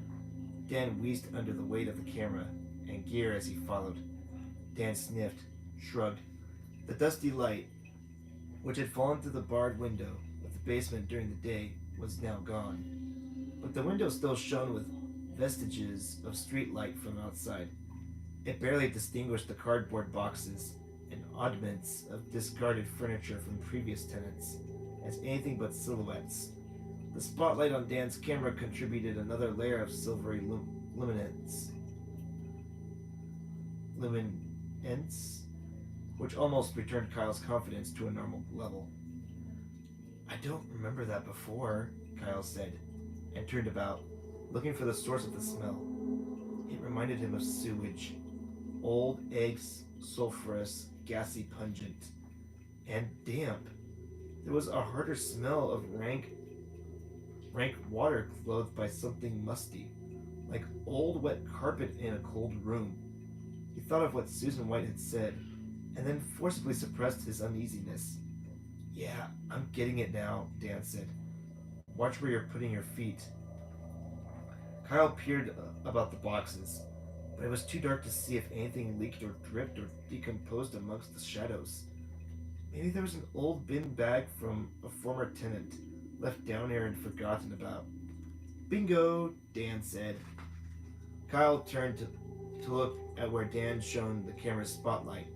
On the wall behind a disorderly jumble of broom and mop handles, their shadows thin and insect-like against the old plaster. What?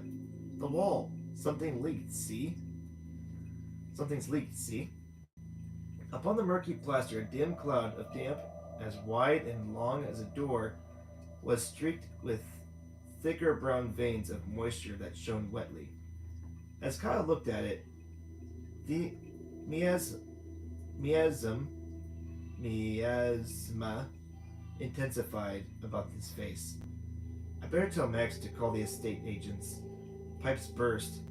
That wasn't here earlier. I'd have smelled it when I came down this afternoon. Dan removed the camera light from it. Let's get started.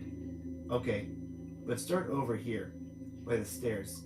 There's an air brick too, and my face is going to be clamped to it soon. Shoot from here to the window. Try and get it all in. We can use that creepy window with the nursery narration. Can do. As Dan maneuvered himself and the camera tripod into position, set up the two small lights, and chalked up the clapboard. Scene 6, London, indoors, basement, night. Kyle read through his script and refamiliarized himself with his narration about the first birds of the gathering. Ready? Dan asked. Let's go. Kyle cleared his throat and spoke into his tie mic, out of shot. Dan operated the clapperboard and then stepped back behind the camera. It is no surprise that after a year of enforced celibacy, when Sister Catherine began pairing the members of her gathering into couples in 1969 and allowed limited but often very public sexual relations between members of the group, these unions would begin to bear fruit. Although most of the children born into the gathering were begat at the farm in Normandy, and later still in the Sonoran Desert, at least 4 children were born at the headquarters of the organization, shortly before the diaspora to France. The babies were kept down here, and their birth mothers' access to them was limited. Catherine made it clear to her adepts that any child born into their elect was to be parented by the community. to be raised without the hang-ups of their natural parents. Looking after the infants as seen as a was seen as a punishment. Rats, Dan said, looking up at the ceiling. I heard that, Kyle whispered. And again there it was, a bumping against the door, somewhere above them in the building, and what sounded like a faint scuffle of feet, unsteady steps, completed the ensemble of muffled noises above their heads. Someone is definitely in here, Dan whispered fiercely. You must have left the front door open. I didn't. I locked it. I remember. Kyle was sure the sound had carried from the first floor apartment, the door of which was still unlocked and open from the afternoon shoot.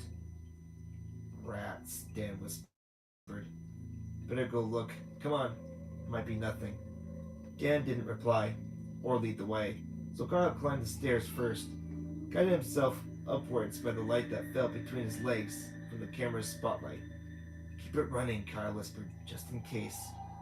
What am I, an amateur? Hello, Kyle shouted up the stairwell from the reception hall, as much to build his confidence as to make contact with an intruder. This is private property. Maybe say the police are coming, Dan muttered. But Kyle couldn't bring himself to. It sounded foolish. He dialed 999 into his mobile and rested his thumb on the call button. Come on, he whispered to Dan.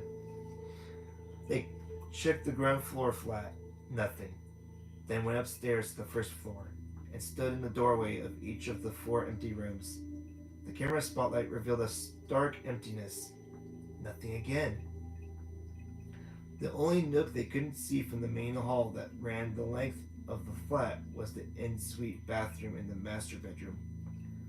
Some cracked weasel might be in there, Dan said, his voice tense beside Kyle. They stood together and looked at the doorway in the bathroom, until Kyle became tired of his own anxiety and, in a sudden burst of unexamined confidence, walked across the master bedroom and peered into the bathroom. Porcelain, wood, chrome, empty. They went and checked the penthouse. Empty. Made their way back to the first floor. Kyle shook his head once the search was complete. Nothing. Old place. Must be shifting on its foundations. Could be. No one in here but us. Sorry, getting into it.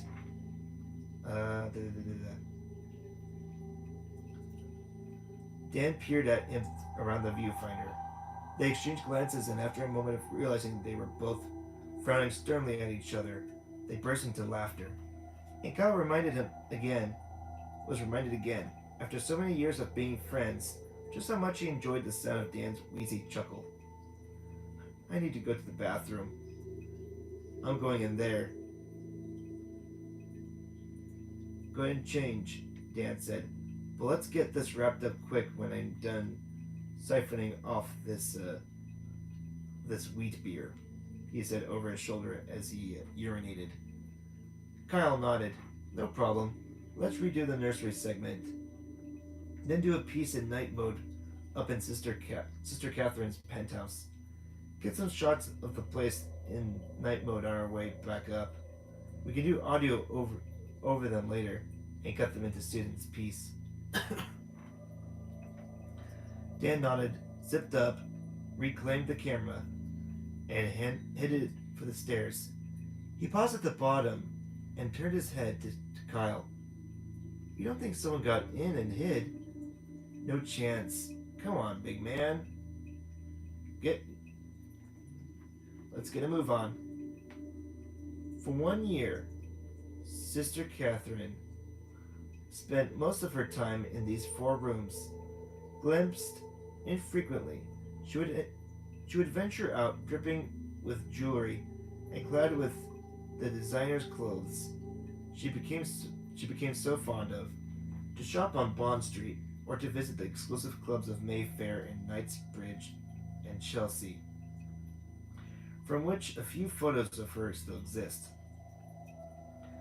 Palatial accommodation compared to the rest of the building, where the adepts slept crammed against each other.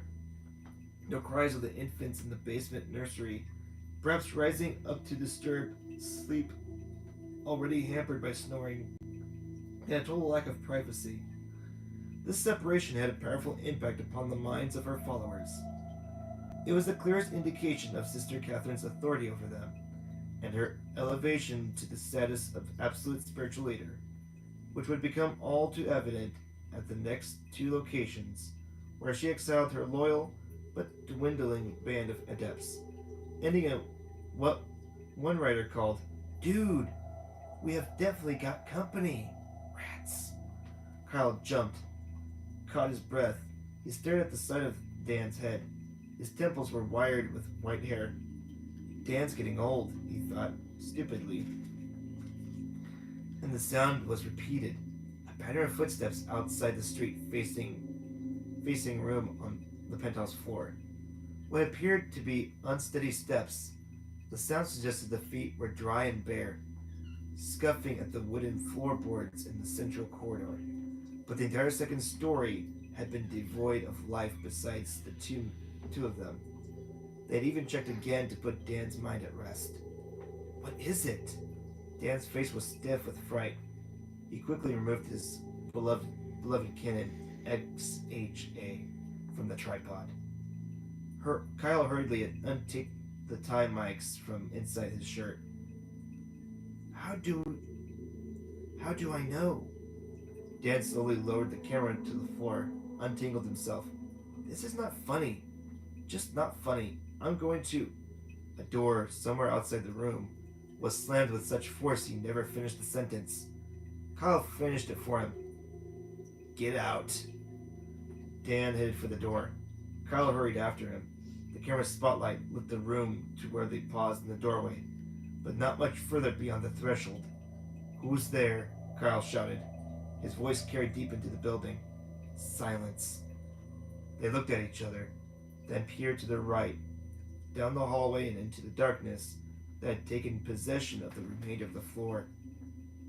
Beyond the beat of his heart inside his ears, Kyle heard a faint whistle. A whistle? He couldn't be sure. Must come from outside. No, it was a dog. One of the neighbor's dogs, because he then heard a squeal like a paw had been stepped upon. But in the distance, far away, but up above them. Impossible. You hearing that? Outside? Dan's eyes blinked rapidly. Let's take off. He turned his body to head back inside the room to collect the camera, then paused.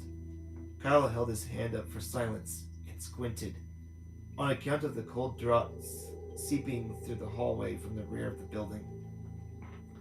A subtle wind pregnant with the odor of decomposition, which immediately brought to his mind the memory of a bird he found as a child, tar gluey with its own black blood, jumping with white ticks, dusty and dead stinky. He placed a finger under his nose. Ugh, Dan coughed. But there it was again. A distant burst of whistles interspersed with a sound reminiscent of a gargle heard through a wall, followed a few seconds later by a dog whining. They stood mute and immobile until the sudden thump of feet raced through the unlit hallway of the penthouse and broke them from paralysis. For a moment, they became trapped against each other within the doorframe. Dan's elbow knocked against Kyle's shoulder. He's pushing me behind him.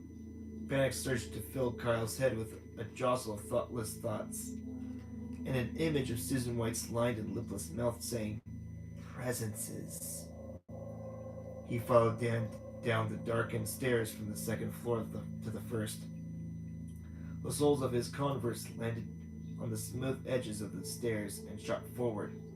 The sound of his breath was smothered by the bang, bang, bang of Dan's feet in front of him. Kyle couldn't swallow. He looked at Dan's eyes. As Dan rounded the stairwell, and headed to the first floor, half running, half scrambling, and wished he hadn't. They were wide and bright with fear in a beam of street light that washed across his pale, unshaven face.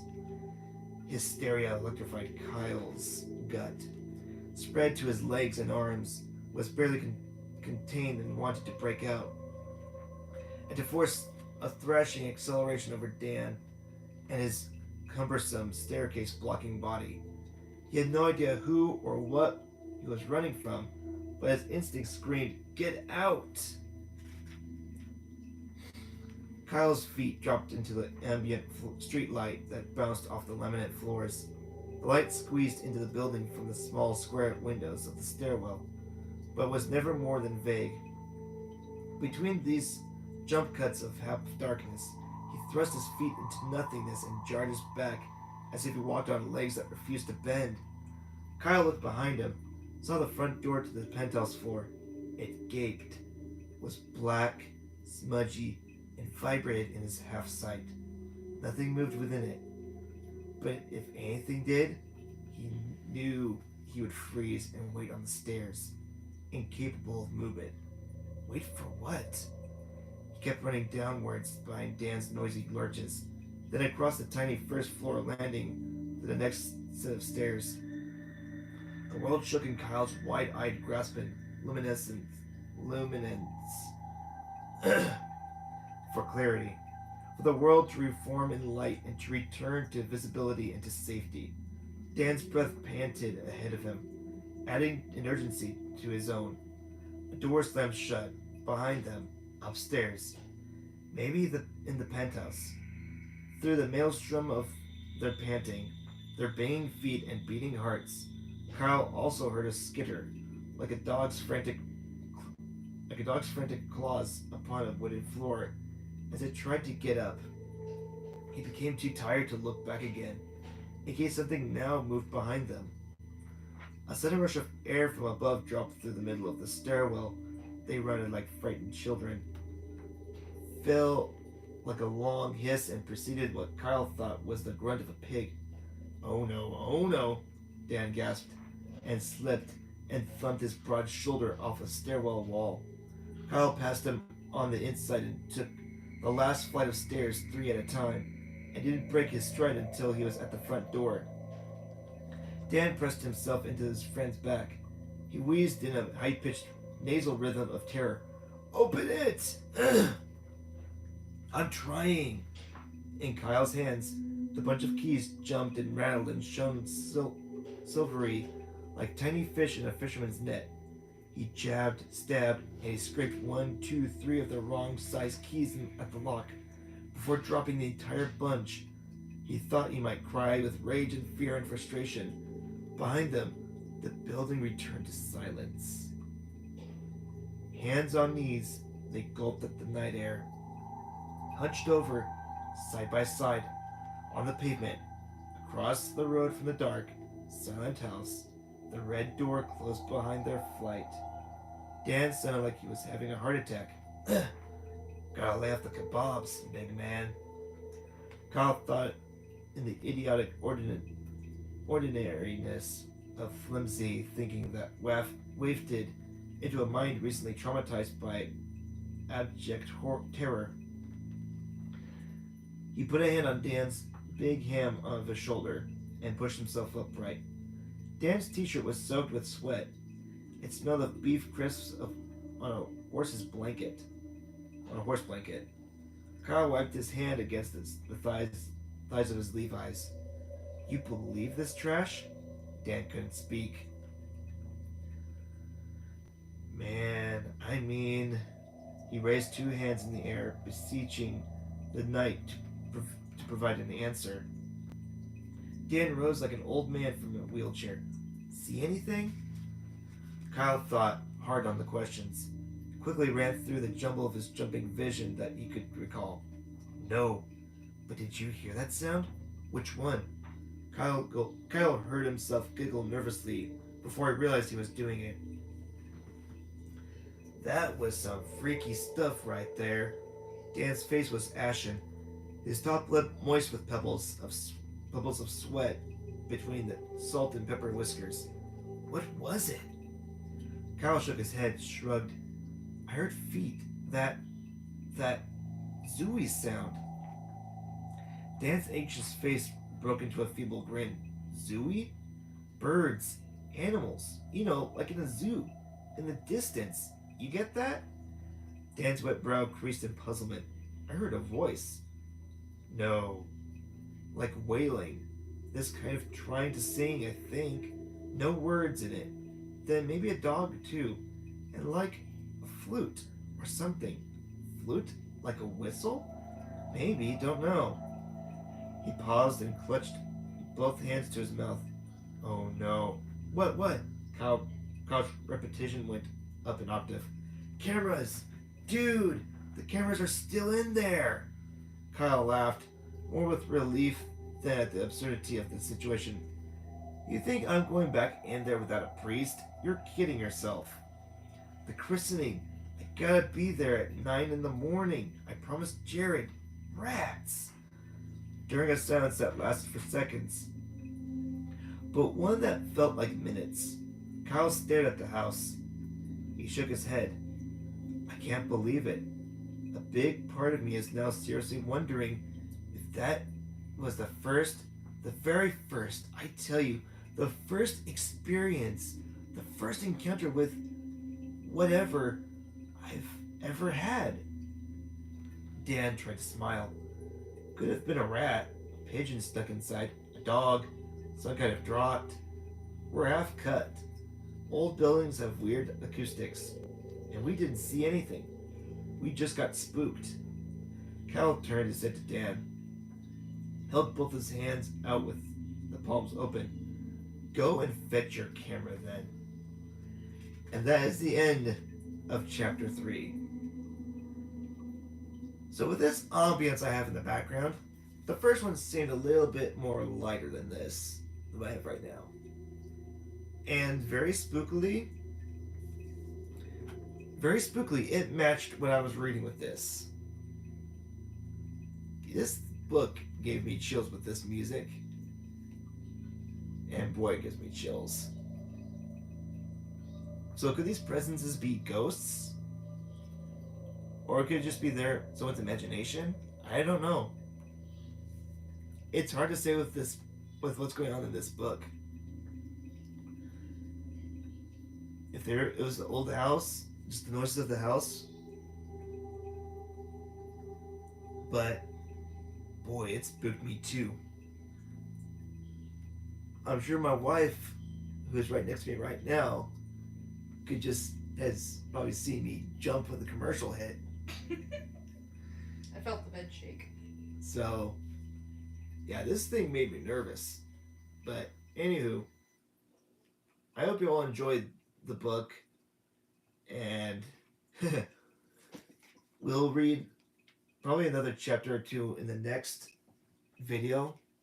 But until then, this is the Epileptic Explorer. And I hope you all... Oh, before I end this video, I just want to say, if you do like this video and you want to see more, please comment down below. Please subscribe and give this video a thumbs up, as well as pressing the bell icon for more videos to come.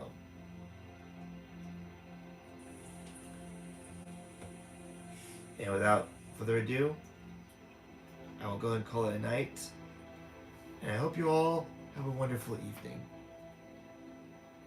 Stay